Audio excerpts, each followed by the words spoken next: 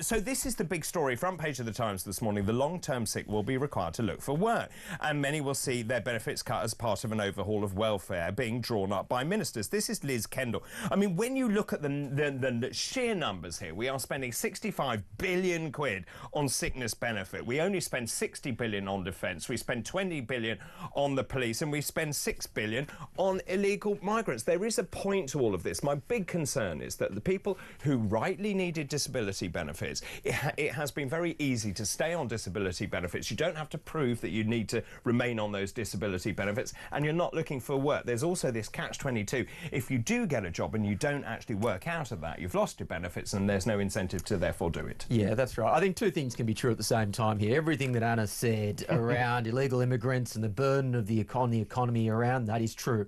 At the same time, the problem with the ballooning expenditure in health is that so many things that 30 or 40 years ago we would have just thought of being the difficulties of life have now become a disability, particularly around mental illness, where of course there are some things which are legitimate mental illnesses, but it is ballooning around, in inverted commas, anxiety or depression. And you know what? The best way to get over anxiety or depression is to actually become useful again and get yourself back into work. So I think there are areas where we do need to clamp down. Let me bring you in, James, if I may. I think Will makes a very good point here. This is the over-medicalisation of life stresses and strains. A lot of these kids are saying, well, I'm anxious, I can't go to work, I've got disabilities, I need to be on benefits. Yeah, and why not? I mean, if they are suffering with a condition that is medical, which is recognised as anxiety and depression are, then they should receive treatment for that and support for that. If part of that process of getting better means that they're sick and they cannot work for the time being, then that's just part of life's costs. And if we are a society, and if we are aiming to do a welfare state, as was the initial vision of creating a welfare state and having a welfare state, we should be able to accept the cost of that. And look, things are expensive. All right, when we measure things up... Hang on a minute, wait. So there is a cost. Hang on, let me just throw this back at you. Look, I'm anxious, I'm tired, I want to be signed off, I want disability benefits. Where do you draw the line? Well, are you, David? Well, I'm often anxious. The point I'm trying to make is actually you can have a diagnosis. There seems to be no follow-up on any of this. So let's say you do suffer from anxiety, and I think the point that Will was making was that if you're anxious, the best thing for you is to have social contact with other people to get back into the workforce. If you are sitting at home, all it does is reinforce your own behaviour. Great. I mean, forgive me if I don't want Will deciding what's best for me when I'm sick and when I'm ill. But there has been anxious, and there is having anxiety. There are completely separate things. All right, let's talk about having anxiety. Everybody suffers anxiety at some point in their life, but people with severe anxiety, a lot of people, 1 in 3 people now, will suffer with mental health issues, and these are mental health issues. Why are they skyrocketing, do you think? I think because of the world we live in right now, it is a very anxious time, but also things like social media, the internet. We've got a generation of kids who've grown up in a world with access to not just information that is overwhelming and overstimulating, but, people are also able to talk about these things more. And I think we often paint that as a negative in the sense that people, we're getting softer, we're getting, we need to just crack on and work. There's only one person who benefits from that, and it's bosses. Why is anybody on the side of bosses? People who want to make money. Why is anybody on the side of bosses? Because they underpin the economy. They employ people. But they're not going to show compassion to somebody when their main objective is to make money off the back of them. That is utter nonsense. Let me just throw. Let me give this to Will to have a riposte. Yeah, it's just kind of lazy, old, pseudo-Marxist nonsense from James, from someone who's never had a proper job in his life. Look, the fact of the matter is that if you want to go to that line of thinking, it is in a boss's interest to have a workforce that is healthy and that is motivated. They're not just kind of old Marxian tropes of someone evil trying to take advantage of them. But the other thing is, and you made this point, David, the question is, where is the line when it comes to mental health issues? And at the moment, that line is being drawn way too broadly.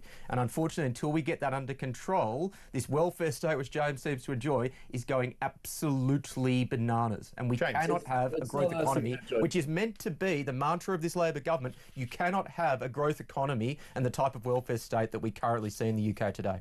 James. It's not true. It simply isn't true. And also the fact, I mean, I don't know about you all. What have I done for my career? What have I done in my jobs? You tell me. Yes, it was a personal attack. Let's leave that aside. But I just want to go back to this idea that what we're doing is we're normalising the fact that people are allowing to be at home, to be on disability benefits. There are no checks and balances. So it is easy to... There are checks and balances. There are very few checks and balances, and that is what the government... Well, let me just answer you this then. Why is the Labour government deciding that there is a problem? That is a very unusual position for a Labour government to be in. It is, yeah, it is. And there's, there will be disappointment across the Labour movement. I understand that Labour in government are often very different to, Labour in opposition. That's the same. Is that realism? Political party.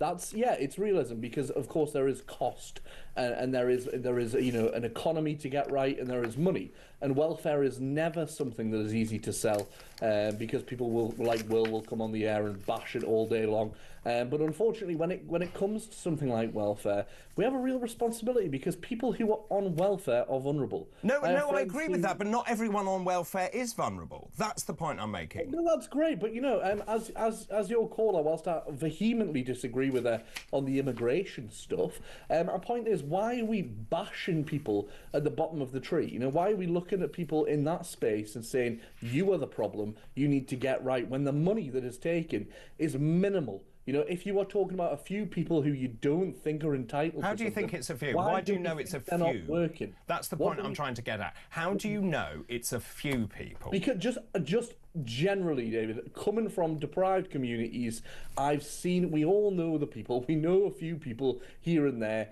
who are possibly not entitled to what they're getting by the standards of the state. But it is so minimal, the money that these people are claiming, and the quality of their life. What do people think the quality of life is on welfare benefits? What do we think the money that they're getting is?